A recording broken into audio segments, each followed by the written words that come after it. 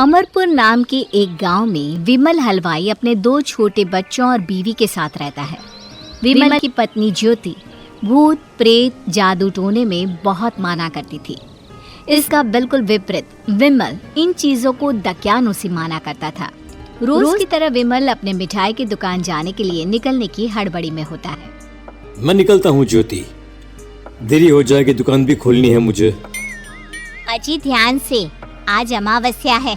रास्ते में कोई कपड़ा या कुछ भी गिरा हो तो उसे लांग मत दीजिएगा, बगल से चले जाइएगा। अरे ऐसे तो तुम मुझे पागल ही कर दोगी क्या? हाँ, मैं नीचे देखकर चलूं कि सामने से कोई गाड़ी घोड़ा आकर मेरे ऊपर से चला जाए? दोनों हालत में तो मेरी ही मौत है। अरे क्यों सुबह सुबह इतनी अपसुगनी बातें कह रहे हो जी? मेरे गांव में तो ऐसा आंखों के सामने होता हुआ देखा है मैंने, इसीलिए कहती हूँ, वरना मुझे क्या, पड़ोसी को तो नहीं कहना चाहती मैं। पति हैं आप मेरे, इसलिए बोल रही हूँ। विमल अपनी मिठाई की दुकान चला जाता है।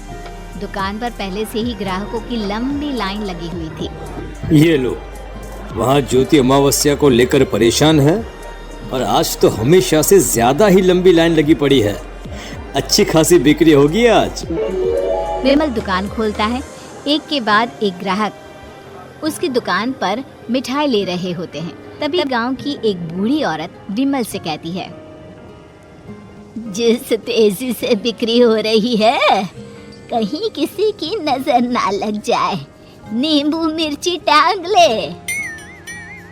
अरे क्या चाची तुम भी, ये सब नजर बजर कुछ नहीं होता है। कैसे लोग हैं मेरे आसपास।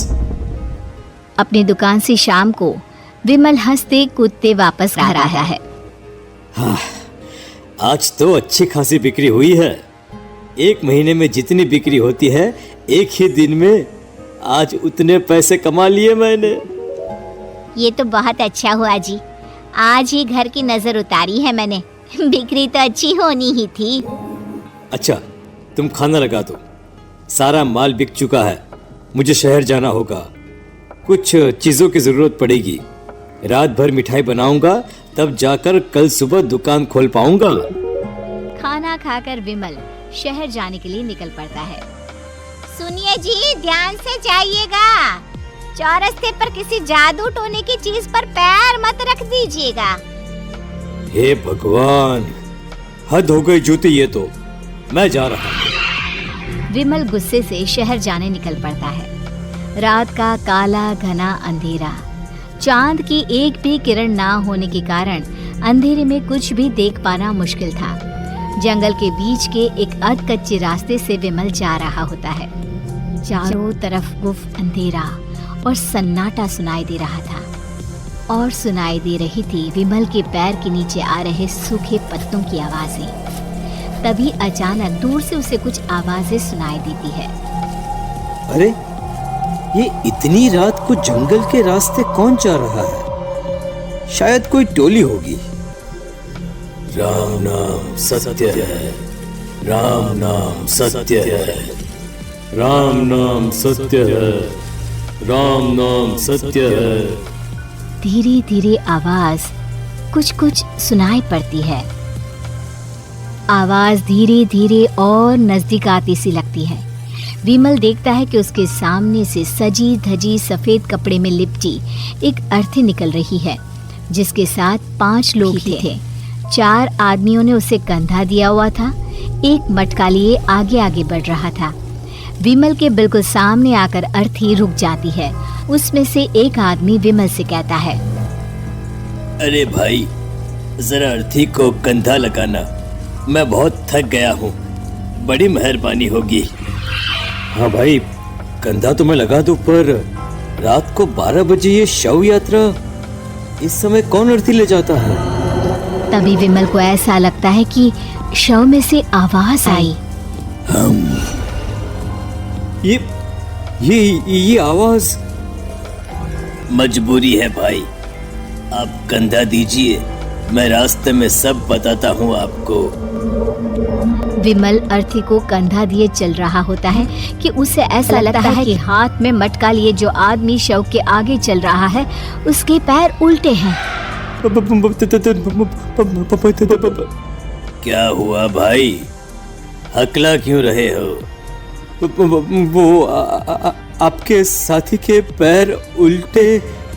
विमल अपनी बात पूरी भी नहीं कर पाता कि वो देखता है कि उस आदमी के पैर तो सीधे ही हैं। अरे नहीं, कुछ नहीं, मुझे शायद वहम हुआ होगा। धीरे धीरे सब आगे बढ़ रहे होते हैं। तब विमल को अचानक लगता है मटके में से एक हाथ बाहर आ रहा है। विमल घबरा जाता है। इसके पहले वो कुछ बोल पाता, कल्लू कहता है, मेरा नाम कल्लू है। हम 6 दोस्त थे, जिसमें से एक को तो तुम सोया हुआ देख रहे हो।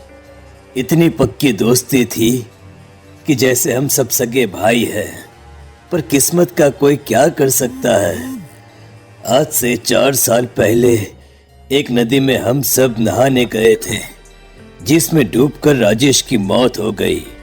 किसी मजबूरी के कारण हमें उसकी अर्थी को रात को ही शमशान घाट ले जाना पड़ा। हम 5 उसे ले जा रहे थे। 4 साल पहले आप 5 में मैं कुछ समझा नहीं। मंकू अपनी गर्दन पीछे घुमाकर अपनी आंखें बड़ी बड़ी कर विमल से कहता है, अरे भाई, पूरी कहानी खत्म होने दो, फिर बीच में बोल लेना, ठीक है? तभी रास्ते में एक हादसे में अपने दोस्त के साथ हम सभी मर गए। वो सामने देखो, हमारा दोस्त। विमल सामने देखता है। उसे दिखता है कि एक ऐसा आदमी जिसका शरीर कई जन्मों से पानी के अंदर रहने के कारण सफेद पड़ गया है। उसकी आंखें बाहर की ओर निकली हुई थी। फिर ये अर्थी किसकी है? अर्थी के साथ के लोग अर्थी को नीचे रख हुए एक साथ विमल की ओर देखते हुए कहते हैं, तुम खुद ही देख लो। विमल शव पर से सफेद कपड़ा हटाता है। शव की जगह खुद को ही देखकर विमल के होश उड़ जाते हैं। वो शव विमल की ही थी। पलक झपकते ही विमल उस अर्थी की जगह पर होता है। 6 के 6 दोस्त उसी तरह अर्थी को उठाकर चलने लग जाते हैं। राम नाम सत्य है। राम नाम सत्य है। राम नाम सत्य है।